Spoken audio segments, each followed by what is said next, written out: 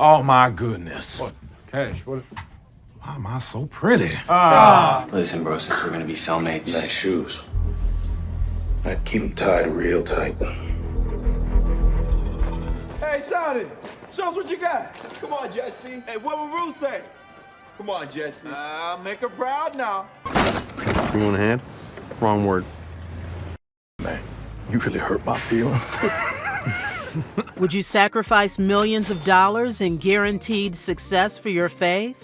I won't get through that grate. I tried, but you go.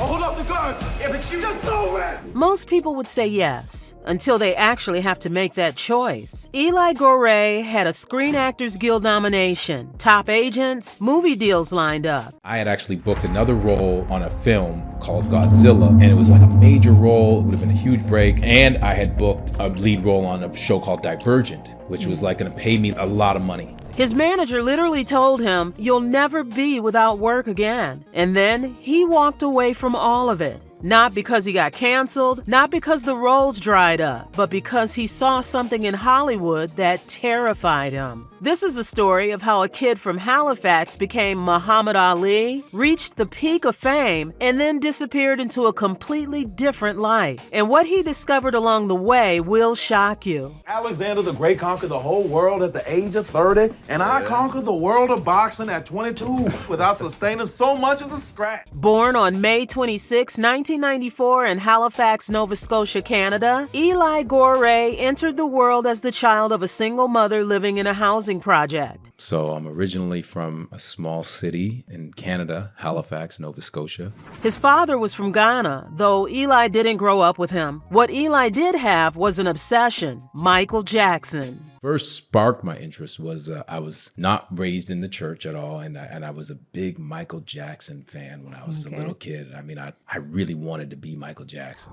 He'd spend hours singing and dancing, trying to master every move. His mother would put him in a room and he'd just go. For hours, little Eli wanted to be Michael Jackson. I remember my mom saying that I would just sing and dance and try to be like Michael Jackson for hours. When he was just 5 years old, something happened that would change everything. His mother was hosting a gathering at their house. Young producers from CBC, Canada's version of the BBC, was there producing content for Sesame Park, Canada's Sesame Street. One of the times she had people around the house, there were some producers there for a program called Sesame Park, which was our version, bootleg Sesame Street kind of thing. They saw little Eli performing and asked if he could audition. She saw me and she said, "Oh, I'm doing a program. We need little kids that can sing and dance. Would you let Eli do it?" At 5 years old, Eli Goree became a professional actor. He got paid thousands of dollars. When you're 6 or 7 years old, you get a check for $2,000. You feel like a millionaire, Yeah. The producer, Janet Thompson, won awards for it. Young Eli thought he'd made it, but childhood had another path pulling at him. His older brother was an all-Canadian basketball star who went on to play professionally in Europe. My brother was a very successful basketball player. He was an all-Canadian. I'm originally from Canada. He played professional basketball in Europe.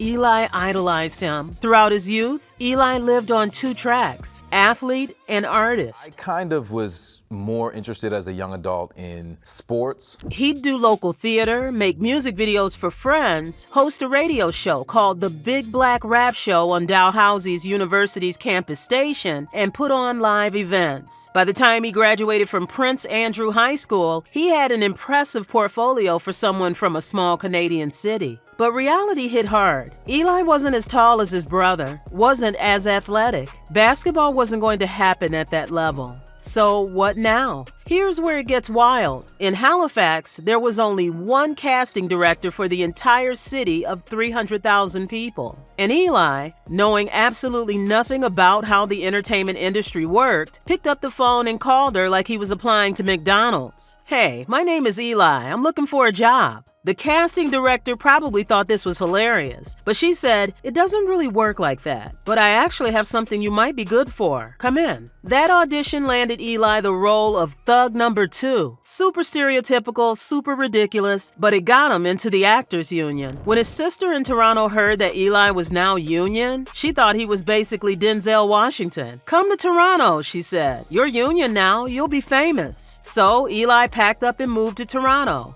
sleeping on his sister's couch. And he got absolutely no work. 0 auditions booked. Eli was a terrible actor. No training, no skills, just confidence and a union card. His agent was awful too. Always on vacation, barely sending him out. For about a year and a half, nothing happened. Eli was ready to quit and go back to school, but then a small commercial changed the trajectory. He booked a PSA where he played a cook with basically no lines, but the commercial got translated into every language because Toronto is so multicultural. What should have been a small paycheck turned into 10 times the money. With that unexpected cash, Eli did something that would alter his life forever. His father was from Ghana, and Eli had always wanted to connect with that side of his family. A friend was going to Ghana, so Eli decided to join, and he brought something with him: his mother's massive family Bible. When Eli was a kid, he saw the big letters on the front of the Bible and had no idea what it said. During a conversation with LED Live, Eli shared this hilarious childhood memory. We weren't a Christian family. She had gotten it as a gift, but it was in the house. I saw it when I was a kid, and I was like, I just saw the big letters on the front. And I was like, "Mom, who's Holly Bibble?" Now, as an adult heading to Africa, Eli took that Bible with him. He wasn't religious. He'd never read it. However, he planned to attend King's College upon his return, and the Bible was on the reading list for their foundational year program. What happened in the villages and landscapes of Ghana changed everything. Eli started reading. He got through the Old Testament, and somewhere in that journey, alone in a foreign country, backpacking with just his belongings and this massive Bible, Eli started believing in God. He didn't know if it was Christianity, Islam, or Judaism, but he knew God was real. When he returned to Canada, he was determined to figure out which faith was true, but he also had a renewed fire for acting. He gave himself 6 months. This time, he'd get serious about the craft. He started doing local theater in Toronto, short films, student films, anything to practice. A mentor named Ryan Singh took him under his wing and taught him the power of performance, the ability to bring something to life, to move people, to create art. And Eli started getting good. From 2007 to 2009, he landed a role on the global TV series The Kink in My Hair, playing Malik. The kink in my hair was kind of the same thing for me when I was in Toronto. It kind of opened up doors and got me out there and allowed me to really be like, okay, I can stick with this for a while. Then another show about a gospel choir called Soul. It wasn't meant to be. It is meant to be. I know it is. Just saying, it's not the end of the world for me. His career was building momentum, but internally, Eli was at war with himself. He believed in God. He was reading the Bible, but his personal life, completely out of alignment with what he was reading. He was trying to be 2 people at once. The guy studying scripture and the guy chasing fame, money, and everything the world said was cool. During the gospel choir show, Eli was riding home from set with the producer Andy Marshall, and Eli asked a question that would redirect his entire path. "When I read the Bible, it says you're supposed to go to church on Saturday. Why do Christians go to church on Sunday?" Andy smiled. "My church doesn't go to church on Sundays." Andy took Eli to Carissa Fellowship, a Seventh-day Adventist church in Toronto, and instantly, Eli felt it. This matched what he'd been reading in the Bible, the way people carried themselves, the things they talked about, how the church operated. From then on, Eli started attending. But here's the thing, he was still living a double life. Church on Saturday, wild life the rest of the week. He compartmentalized it, rationalized it, never saw the hypocrisy, and his career kept climbing. In 2014, everything changed. Eli booked one of the biggest roles of his life, Wells Jaha, one of the main characters in the first season of the CW's post-apocalyptic drama, The 100. This was the big break he'd been fighting for. When I found out they were sending prisoners to the ground, I got myself arrested. I came for you. However, a problem was lurking in the contract negotiations. Eli tried to negotiate keeping the Sabbath in his contract. At the time, Devon Franklin was everywhere in the media, a Hollywood executive who kept the Sabbath and talked about it openly on Oprah and interviews everywhere. Eli showed his team articles about Devon. I want to keep the Sabbath too. The producers came back with 2 words: best efforts. What's best efforts? Eli asked. It means we'll really try to make sure you don't have to work on the Sabbath, but if everything goes wrong, you might have to work a little bit. That sounded reasonable to Eli. He didn't know how Hollywood operated yet, so he signed. First week on set, Friday afternoon. Eli, where are you going? You have your shoot tonight. No, it's the Sabbath. Best efforts, remember? No, you're definitely booked. We're doing an all-night shoot. You have your big speech, the rain scene, the fight scene. Eli worked all Friday night until Saturday morning, exhausted. They were shooting in Vancouver, his home city where his church was, where Elder Bill Wong had warned him before he left. Eli, LA is Sodom and Gomorrah. I don't think you should go. Eli hadn't listened, but what happened next was even worse. After they shot the pilot, Eli went back home. During that time, he'd actually booked other major roles. A big role in Godzilla, huge break, major money.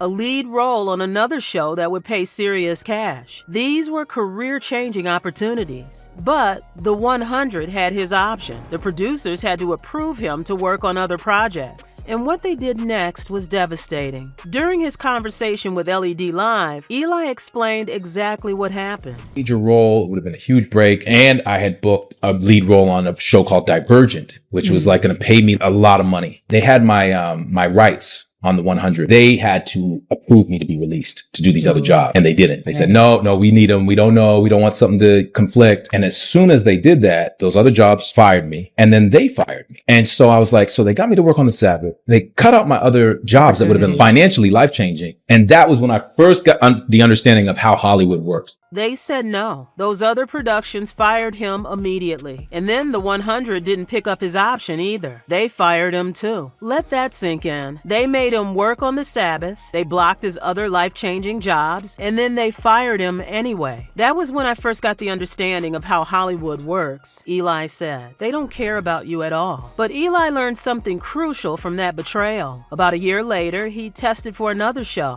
LeBron James was producing it, a kind of semi-autobiographical film called Survivor's Remorse. They tried the same thing, best efforts on the Sabbath. This time, Eli stood his ground. No, none of that this time. I know what that means. I'm not doing it unless you give me the Sabbath. Eli, you're going to lose this show. Okay, I'm going to lose the show, but I'm not testing unless you give me the Sabbath. He walked away from that show, and something shifted in the industry's perception of him. From that moment forward, Eli was adamant from the very beginning of every audition process. I keep the Sabbath. Don't let me get into a situation where this becomes a conversation. And Hollywood started respecting it. They actually wanted him more because he had boundaries. In 2016, Eli landed a major role in Race, the Stephen Hopkins film about Jesse Owens in the 1936 Olympics. Crack his ass is what I should do.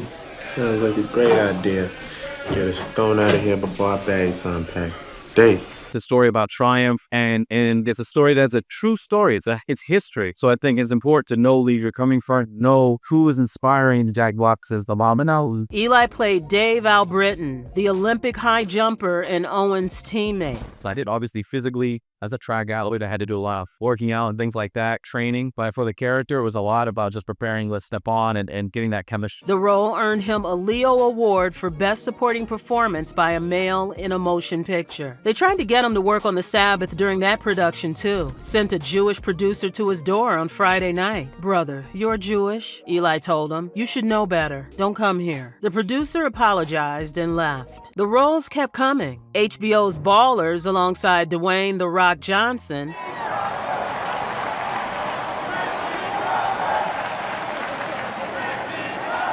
the CW's Riverdale as Monroe "Mad Dog" Moore. You don't want to know. And trust me, you don't want to get tapped. But take my advice this time. Be an animal. USA's Pearson, the Suits spinoff. Why don't we just throw the guy a bone? I agree. That's why I'm coming to you.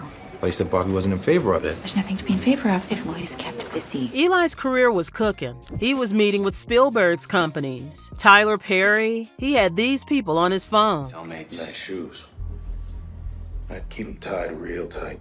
And then came the role that would change everything. In 2020, Regina King made her feature film directorial debut with One Night in Miami, a biographical drama based on Kemp Powers' play. The film imagined a 1964 meeting between four icons: Muhammad Ali, Malcolm X, Sam Cooke, and Jim Brown. Eli would play Cassius Clay, the young, charismatic boxer before he became Muhammad Ali. Oh my goodness. Cash. Cash? Why am I so pretty? The role required more than just a good impression. It required capturing the essence, the wit, the exuberance of one of the most recognizable figures in history. I told you he's ugly.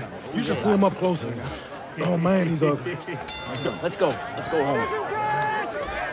The New York Times praised Eli. Goree captures the familiar rasp and melody of the voice, and also the champion's wit and exuberance. Deadline wrote, "He delivers more than just a good impression of Clay. He gets his essence." Eli received a Screen Actors Guild Award nomination for Best Ensemble alongside his castmates, a Critics' Choice Award nomination for Acting Ensemble. The film premiered to rave reviews and recognition as one of the most outstanding achievements of 2020. His agent told him something unforgettable. "Eli, I just want you to know, you'll never be without work again. That's what that nomination means. I can always get you work now. TV, movies, series, anything. You're set." Eli had made it. After years of struggle, sleeping on couches, getting fired, fighting for his faith, he'd finally arrived at the mountaintop. And then the world stopped. Literally weeks after One Night in Miami wrapped, COVID-19 shut down the world. Eli was sitting at home in his Studio City apartment on Tunga Avenue watching the news. Naomi Campbell appeared on screen at LAX wearing a full hazmat suit. What is going on? Eli thought. Then he looked out his window. Military truck. Another military truck. Another. 12 of them rolled past his apartment in the middle of the night, and something clicked in his brain. A memory from years earlier. Years before, in Vancouver, a brother at church named Israel had given Eli some DVDs. Walter Veith's Total Onslaught series, a detailed examination of world events, end-time prophecy, and biblical connections. Eli had watched a little bit and thought, this is crazy talk. This is never going to happen. Now, watching military trucks roll through LA during a global pandemic, Eli couldn't even remember Walter's name. He just knew he needed to find those videos. He found them and watched all 30 episodes in 3 days. "The wool came off my eyes," Eli said. Spiritual things are spiritually discerned. It's like spiritual things are spiritually discerned. The wool came up over my eyes and I was like, and now also because when I had first gotten those DVDs, I hadn't really been in LA. I was still in Vancouver. But here's what made it hit different for Eli. By this point, he'd spent years in LA. He'd been in the rooms with the power players. He'd met the people behind closed doors. During his conversation with LED Live, Eli opened up about what he'd actually witnessed in Hollywood. But now I'd had a career in LA and I had met with these people and I had been offered to join sun worshiping cults. I had seen people that were Freemasons and seen how their success was. I had seen been put in hotels that were voodoo hotels and seen people make seances on set and wear snake rings. I knew that everything that he was saying, I knew it was true because I knew the people, I saw them do it every day. That was my life. In April 2021, everything Eli had learned from Walter Veith collided with his biggest opportunity yet. He was cast as the lead in Amazon's The Peripheral.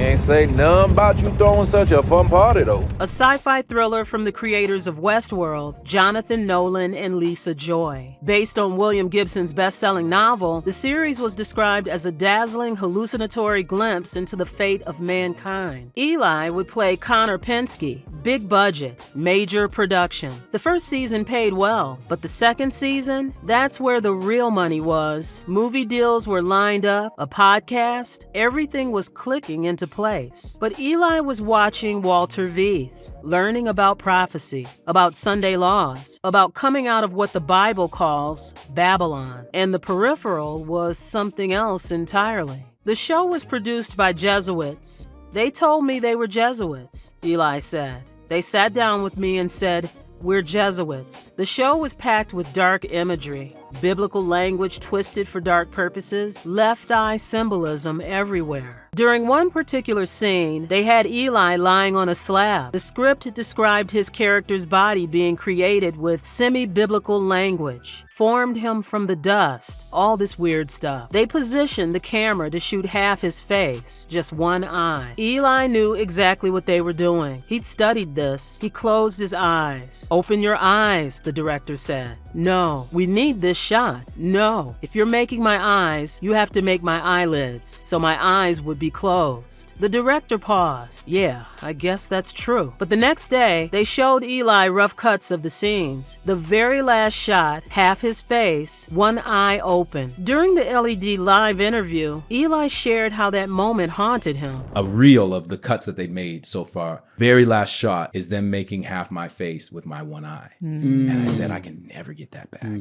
Eli went to the producers, gave them reasons, artistic integrity, continuity issues, didn't mention the Jesuit symbolism or the spiritual warfare he recognized. They agreed not to use it, sent him an email confirmation. But Eli knew they still had it. That image existed, and it bothered him deeply. He called his mother. "I'm trying to decide if I should do season 2. It's big money, a mortgage, I could take care of you, but there's this stuff happening on set." He expected her to say what most mothers would, just do one more season, get the money, then walk away. Instead, she said something that cut straight through his rationalizations. Eli recalled her exact words during the LED live interview. She was like, "Eli, it sounds to me like you already know what you're going to get. If you do that, you know that there's going to be a cost. So I don't see how you could do it." And she said, if you do it, you're going to be a hypocrite because you're going to tell all these other young people, don't do this after you've gotten all that money. And that's why you left. And it bothered me that she said that. I was like, hypocrite. I didn't like that. You know what I mean? Hypocrite. That word stung like nothing else. But his mother was right. The next day was Sabbath. Eli went to church. He'd moved to Alabama by this point and bought country land, just like Walter Veith had talked about. In the parking lot before service, he prayed, "God, I'm going to do this. I'm going to walk away, but you need to make it crystal clear that this is what I should do." He walked into the church. Dr. Ida Owe was preaching. Mid-sermon, he stopped. And what happened next removed all doubt. Eli shared this incredible moment with LED Live. And I literally walked in and Dr. O was preaching and he goes, "Something, I don't know what's making me say this, but somebody in here needs to know they need to come out of Babylon." And he goes on a full sermon on Hollywood. So at this point I moved, I bought my country house, but I was on a mortgage, but I got, some land, but he did a full sermon on it about coming out of Hollywood. And it wasn't like he was doing it for me. Dr. Ida Owe had no idea who Eli Goree was. He didn't know Eli was an actor. He didn't know about the contract. He just felt led to stop his sermon and say someone needed to come out of Babylon. Then he preached a full message about leaving Hollywood. That Sabbath afternoon, Eli went home and opened his laptop. He wrote an email to his entire team, managers, agents, producers, everyone. "Listen, guys, I'm retiring." They were surprised, but they said it made sense given who they knew him to be. They'd seen the Sabbath struggles. They understood, even if they didn't fully get it. But there was a major problem. Eli was under contract for The Peripheral. He had a movie deal, a podcast. All of it required him to do the show because they had his option, first rights to his time. The only way out, retirement. Anyone can retire from any profession. It breaks contracts legally. If I'm a boxer and I have a boxing contract, I can retire, Eli explained. You lose everything. You lose the trust of the industry, but you're free. Eli Goree retired from Hollywood just over a year ago, sometime in late 2023 or early 2024. He was 30 years old, at the absolute peak of his career, with guaranteed work, financial security, and fame ahead of him, and he walked away from every bit of it. Today, Eli's life looks radically different. He went back to school and started learning carpentry. He got a job at a place that builds cabinets. Every day, He's practicing skills with his hands, measuring, cutting, assembling, creating. Why? Because of Revelation 13. The Bible warns of a time coming when no one will be able to buy or sell without a certain mark. Eli wants practical skills that will be useful when that time arrives. I believe that time is in the next few short years, Eli said. I want to be able to help take care of my family and my needs. But carpentry isn't all he's doing. Eli is deeply involved in ministry work now, traveling to churches across the country, giving his testimony, sharing what he learned in Hollywood and why he left. When he left the entertainment industry, Eli had 130,000 Instagram followers. He was going to shut the account down completely. But during an all-night prayer session at his church, God put something specific on his heart. Start doing Bible studies on Instagram Live. Eli obeyed. He opened The Quarterly, a Seventh-day Adventist Bible study guide, and started reading it live on Instagram. He called the series The Last Generation Live Quarterly Studies. Current events connected to Matthew's 24 and Revelation, the earthquakes in Turkey, wars and rumors of wars, pestilences like COVID-19, everything Jesus said would happen before his return. The reach keeps growing. His Instagram, at The Real Eli Goree. As of 2025, Eli Goree stands at 6 feet 2 inches tall with an estimated net worth between $900,000 and $4 million, depending on the source. He's currently single and has no children. His focus is entirely on ministry, carpentry, and preparing for what he believes are the last days of Earth's history. He lives simply, studies daily, works with his hands, teaches on Instagram, travels when churches invite him to speak. Interestingly, The Peripheral was canceled after just one season. In August 2023, Amazon pulled the plug due to the extended duration of Hollywood strikes. The show that almost kept Eli trapped ended without him ever having to return. Even now, Hollywood keeps calling. Big roles, major productions, agents and producers reaching out. Eli, are you sure? Are you sure? I'm sure. He tells them every single time. Sometimes creative ideas still come. He'll be walking and think, man, that's a great concept for a show. I already know who would produce it, who would shoot it, who would sell it. And then he catches himself. No, that's the past. That's their system. And it's a lie. I'm not going back. Instead, God gives him different inspirations now. Sermons, connections between current events and biblical prophecy, messages for his Instagram Live studies. But here's the question everyone wants answered. After achieving everything he'd worked for, after walking away from guaranteed success and millions of dollars, is Eli Goree fulfilled? During the LED Live interview, the host asked him point blank, and Eli's answer reveals everything about the choice he made. It fulfilled me because of what I learned when I worked with Ryan, the craft, the ability to see a process and to bring something to fruition it's a powerful feeling. And when you start to get good at it, it's a very powerful feeling. The thing that's most valuable to me now is just seeing souls saved, Eli said. When you see people get that message, that moment where they realize, oh man, this is real. There's a real heaven, a real hell, and I want to be with Jesus. When you see that drop for other people and they start going with it, there's nothing like it. Nothing. From the 5-year-old kid obsessed with Michael Jackson to the struggling actor sleeping on his sister's couch in Toronto. From getting fired off the 100 to playing Muhammad Ali on screen. From Screen Actors Guild nominations to a carpenter's workshop. From red carpets and movie premieres to Bible studies on Instagram Live. Eli Goree chose a different kind of spotlight. Most people spend their entire lives climbing toward what Eli walked away from. The fame, the money, the validation, the security that comes with being told you'll never be without work again. The devil offered Eli the world, literally, everything Hollywood promises. Wealth, recognition, influence, immortality through film. And Eli said no. During the LED Live interview, Eli explained the eternal perspective that guided his choice with these powerful words. I had learned a craft that had power. It had power. I saw it. I saw how the impact it had on people, on fans, on people that would see it, people I went to high school with. But then when I learned this truth and I learned this beautiful message and I saw all the connections of like, wow, this really is a great controversy. We really are in the last days and Jesus really is coming. soon. It gave me a different fulfillment that was even greater, that I never could have imagined in doing ministry. From Hollywood's heights to carpentry's humility, from playing the greatest boxer of all time to building cabinets with his hands, from guaranteed millions to an uncertain future based entirely on faith. This is Eli Goree, the man who had everything the world offered within his grasp and chose eternal rewards instead.